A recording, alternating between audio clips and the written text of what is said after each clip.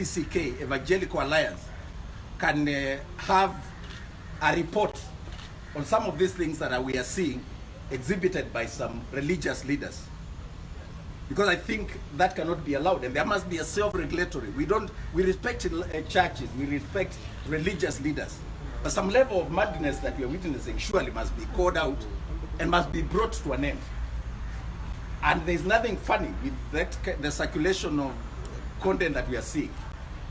So where is the Evangelical Alliance of Kenya? Where is the National Council of Churches of Kenya? Are there no systems where we can hold each other to account, even as religious leaders? Because the moment we allow the culture of anything goes, that you can do it for fun, you can do it for trading, you can do it for fame, and nobody within the circles, within your, if we are to take preaching as a profession, who can call out Pastor Ng'ang'a. NCCK cannot. Evangelical Alliance cannot, because I think he needs help. We can't do anything, because then you are inviting government regulation. And you may think it's funny, but these are the kind of things that tomorrow there will be a pharaoh who doesn't know Moses, and they will say churches should be regulated because of this kind of bad manners that we are witnessing as normal. It's not normal. What do you find funny? And more appalling, how does a grown-up go and sit there and watch that kind of thing? Because our children think it's okay.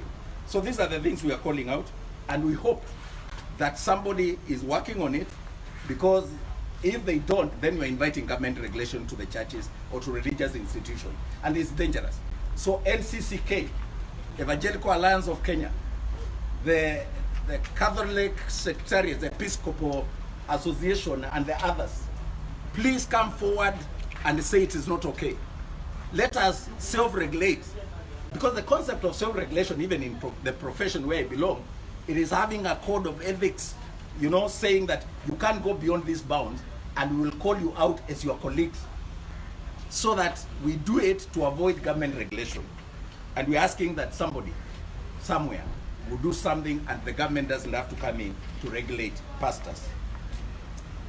Content with extreme violence, as I close, on PlayStations and the computers and the computer games must also not be made available for our children. And those who are selling those computer games must bring them to the board for rating.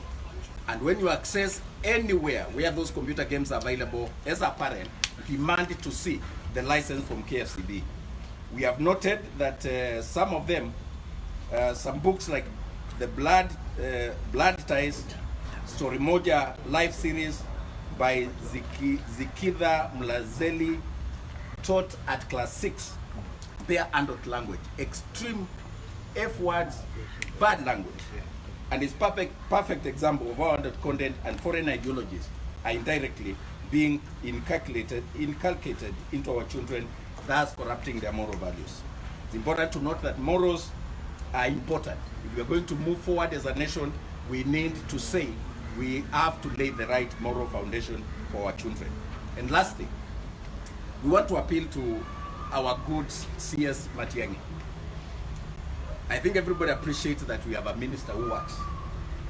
I think everybody appreciates that our DCI is hardworking. I think we are focused on the war on corruption, and there's so much progress that is going on.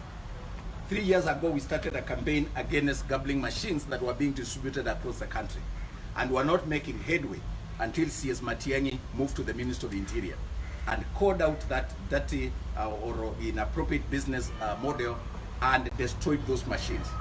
Sir, we appeal to you. Focus on the people who are destroying our children through the media, through Netflix, through over-the-top services, through computer games. Let us have rules to say adults can watch what they want to watch, but our children must not be destroyed by people who are doing business at all costs. We believe it can be done. We can't give up on our children.